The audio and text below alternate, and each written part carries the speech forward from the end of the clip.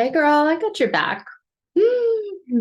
I recently heard someone say that and it reminded me of something that I felt like I needed to share with all of you. That is, especially for those of you who've gone through emotional abuse and neglect in the past, if you've been raised by narcissists, if you had caregivers as narcissists or emotionally unavailable caregivers, those who didn't understand how to care for their own needs and projected that inability and that lack that they had onto you and made you feel or believe that it was your fault or your responsibility, or if you ended up with a partner like that. There's a connection and there's correlation between everything. And there's a direct connection and correlation between what you experienced in your upbringing and the partners that you choose as a consenting adult.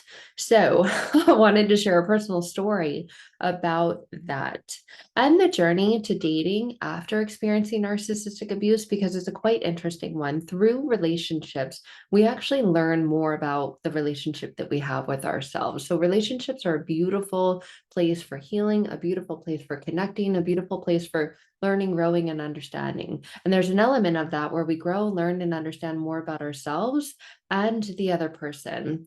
So through the journey into dating after narcissistic abuse, it's been quite interesting to see the evolution of partners that I've connected with. One of the last ones had no narcissistic traits or qualities, or did they? I think we can question if we all do at times. But there was a phrase that was used consistently throughout the relationship, and it was one from good intentions. And I believe that so many of us come from a place of good intentions, but it's just not alignment. So over the course of our relationship, I think it was about 2 months in length, 2 months in total. There's obviously a lot of getting to know yous, a lot of conversations, a lot of long conversations, and a lot of putting your best foot forward. So in this relationship, the phrase that often came up when we would have conversations, connect, share things was, I've got your back. And I thought, okay, really nice thing, something that you think you want to hear from a potential partner or person. But when you've done the work to really, really get to know yourself, when you've done the inner healing, the inner transformational work, and you've come through an emotionally abusive and neglectful past, you've worked on yourself, you've done the inner work to transform, to change, to reprogram, to rewrite your story, and you know who you are, you know yourself, you know the triggers, you know your body. You become more aligned, more tuned in, more connected to your body and the ways in which it communicates with you. I know my body. And it's funny, the phrase like the back of your hand, because you can feel like you know someone else like the back of your hand, but don't feel like you know yourself at all. And that's exactly what happens. You feel like you know other people better than you know yourself, and you're able to be there for others more easily than you're able to be there for yourself. When you've come through emotional abuse and neglect, you're an overgiver, but it feels impossible or sometimes almost like painful or difficult to give yourself that same level or uh, awareness of attention to what your own needs are. But when you've gone through something like I take my clients through in the Transforming Past Pain to Present Power program, or doing the one-to-one work, or a combination of both, and you really connect with the core and the root of what's going on with you and the internal beliefs you have about yourself because of those things from the past, you begin to develop a different relationship with yourself, with your body, with your emotional body, with your spiritual body, with your physical body. And my physical body in this experience, in this dating context, in this getting to know someone after, was very aware of the things that were going on, the things that were being said, the way that those felt, and the areas that those landed. So as humans, we connect in many, many ways, but one of the most known ways that we communicate is through our words and through our language. And there was an element of that being repeated as a pattern. I would share something and I would receive a response of, you're so incredible, you're so amazing, you're so strong, I've got your back. Almost like, I'm here for you, I hear you. If you ever need anything, I'm here for you, I've got your back. And those were the key words and phrases. about 3 to 4 weeks into this relationship and continuing to hear that, I've got your back, I've got your back. And this is where I am. This is what I've gone through. These are my boundaries. These are my expectations. This is where I'm at. That phrase was used over and over again. And I started to develop a really sharp pain in my back, in my right lower back. And if you've ever looked up Louise Hay or You Can Heal Your Life or read any of her stuff, I love her book, You Can Heal Your Life, because at the back of it, there's an index. And in the index, it has all of the different locations in the body, and they're experiencing painful sensations or certain sensations, tingling, numbness, pain. You can go to it and receive an indication of things that might be going on, and then a positive I am statement or mantra to repeat to help yourself. Well, that wasn't enough. It was definitely an element and an insight into what was going on, but I already knew intuitively what my body was saying to me through this back pain, was saying, if this person has my back, this person that I'm not completely connected, tuned in with, or aligned with, and is trying to take the place in my life that I need to be in my life, is trying to come in like that Prince Charming and be the savior, be the rescuer in my own story, and they've got my back, I don't have my back. And there was a deep element of not trusting that, or knowing that that wasn't it. And later on, right, the intuition kicked in, and the way that things ended proved that to be true. In the way that those things ended, and this feeling of it was all to hook. It was a passive aggressive move. It was, I will do anything for you. I've got your back. And in that, I felt this inner knowing of, if you've got it, I don't got it. And if I don't got it, then it can be taken. I need to be able to have my back. And you consistently saying that is almost like a taking, like an energetic taking of a place that I need to be in to feel safe. So, of course, relationships require support, they require honor, but above all, they require respect. And there was a conversation, several of them, around this and being made wrong. That's not what I said. What I said was, I'm like, no, it's clear as day. It was clear as day that that's what was being said. And my body was getting my attention, was letting me know, I support you. I'm giving you this experience, this sensation, because I know that when I do, it will trigger you and it will open up a door and a gateway for you to explore further and deeper into what this means and make a decision from there. And the decision that I made from that place was, it's best to not go down this road with you anymore. And there's a awareness of this intelligence of this, of understanding yourself, where you've come from, what you've gone through, and who you are because of that, the true version of who you are, and what you need, what you expect, and the way that you can communicate that in a relationship. And through the communication of that in a relationship, where is the alignment, or is there misalignment? And in that, you're going to receive signs. But so many of us who haven't done the inner work to heal, we blow right past the signs.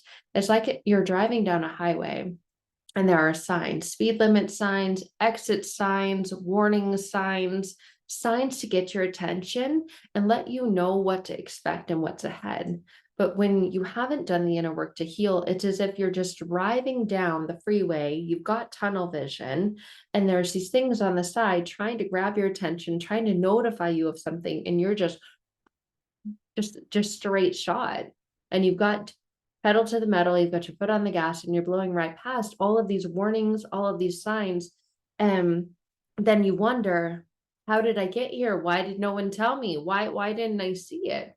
Well, there were signs along the way, but we miss the signs when we're not in alignment with them, when we feel like we're not aware of them. They were there the whole time. It was you in the driver's seat of your life, choosing to not see them, not allowing yourself to see what was there, because your focus and your attention was on something different. You had an ulterior motive.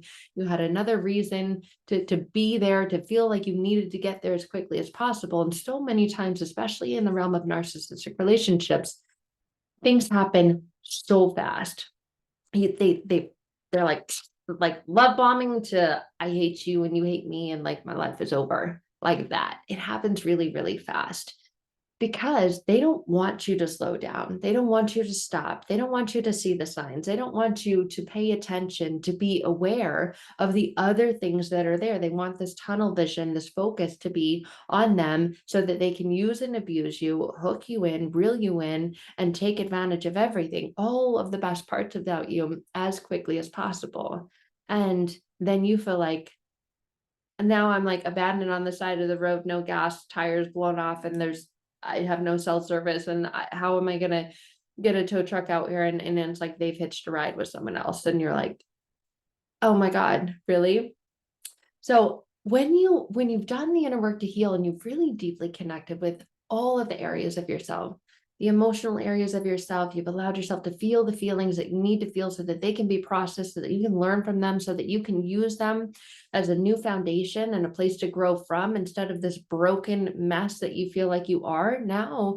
When you come out and you've come through on the other side, you feel like you have a solid, healthy, sturdy foundation. You're so much more aware and in tune with the things that your body is telling you, with the messages that you're receiving.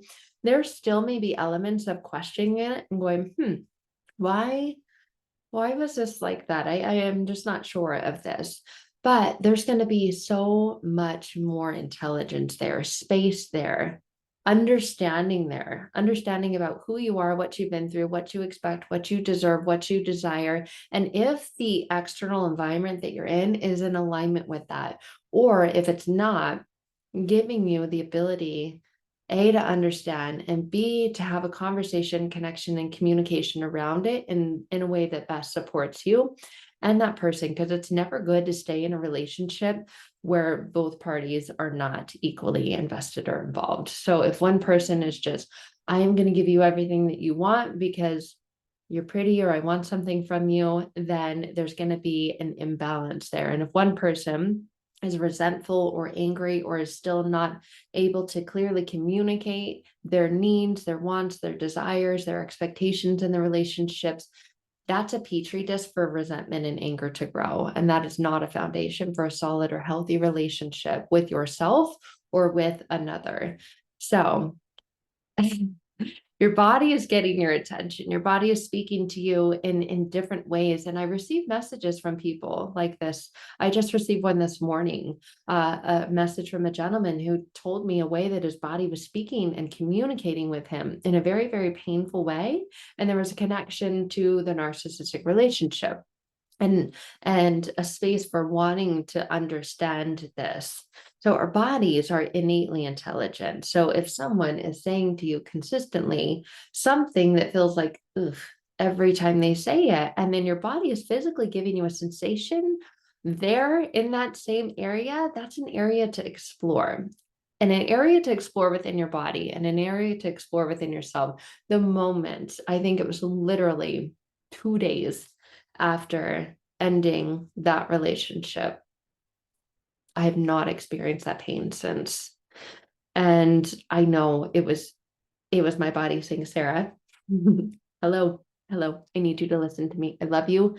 I am here to support you. You are here to support you. And if you're not going to listen, or if you have any questions about that, I'm here to answer those questions. So it's as if the sensation was answering the question that I didn't know I was even asking. Consciously, that is.